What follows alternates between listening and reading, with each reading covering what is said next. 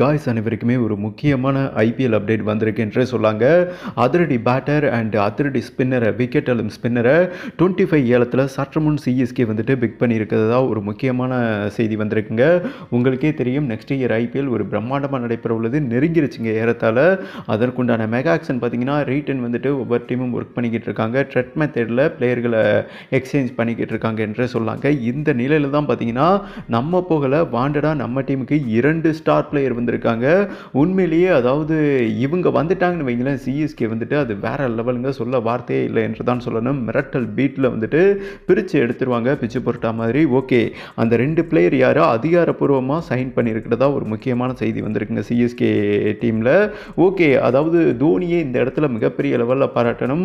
அதாவது ஐபிஎல் நிர்வாகம் என்ன சொல்லியிருக்காங்கன்னா, பிசிசிஐ தோனியோட விருப்பம் தான். அவர் வந்துட்டு இது லாஸ்ட் சீசன் ஃபேர்வெல் மேட்சாக அவருக்கு அமையணும். சிஎஸ்கே டீமில் இருந்தாலும் சரி, இல்லை வேறு டீமுக்கு அவர் ப்ளே பண்ணுற மாதிரி இருந்தாலும் சரி, அவரோட தனிப்பட்ட விருப்பம் தான். அவர் என்ன நினைக்கிறாரோ அதை செய்யட்டும்.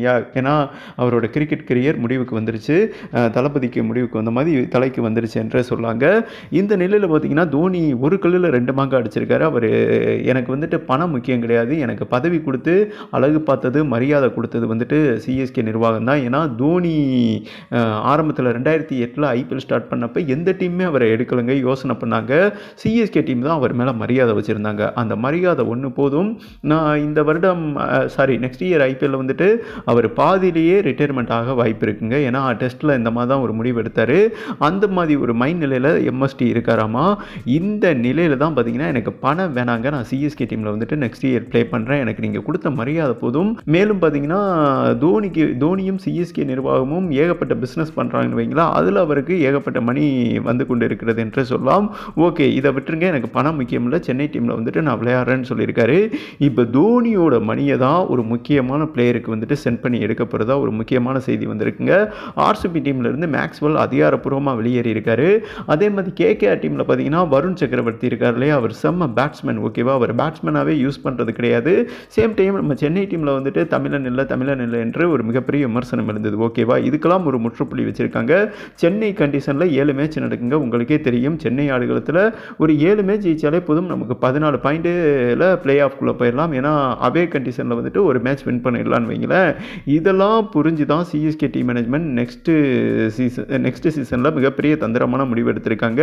அந்த தந்திரத்துக்கு ஒரு மிகப்பெரிய மந்திராவாக உதவி இருக்காங்க மேக்ஸ்வெல் அண்ட் வருண் சக்கரவர்த்தி வந்துட்டு கேகேஆர் டீமில் வந்துட்டு விளையாடலை அண்டு சென்னை டீமுக்கு வந்துட்டு விளையாடலாம், வேறு பிரான்சைஸிக்கு போகலான்னு ஒரு முடிவில் இருக்கார். சிஎஸ்கே டீம் மேனேஜ்மெண்ட்டுக்கிட்டையும் பேச்சுவார்த்தை பண்ணியிருக்காரு. அது அதிகாரப்பூர்வமாக ஓகே ஆகிருக்குங்க. அண்டு மேக்ஸ்வெல் வந்துட்டு அதிகாரப்பூர்வமாக சென்னை டீமில் விளையாடுறாரு.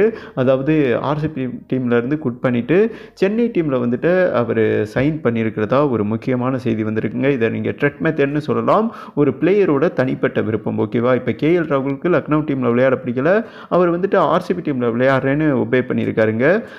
இந்த மெத்தடில் தான் பார்த்தீங்கன்னா இவங்க 2 பிளேயரை வந்துட்டு 25 ஏலத்தில் அதிகாரப்பூர்வமாக சிஎஸ்கே பிக் பண்ண போகிறதா ஒரு மாசான செய்தி வந்திருக்கு என்பது குறிப்பிடத்தக்கதுங்க.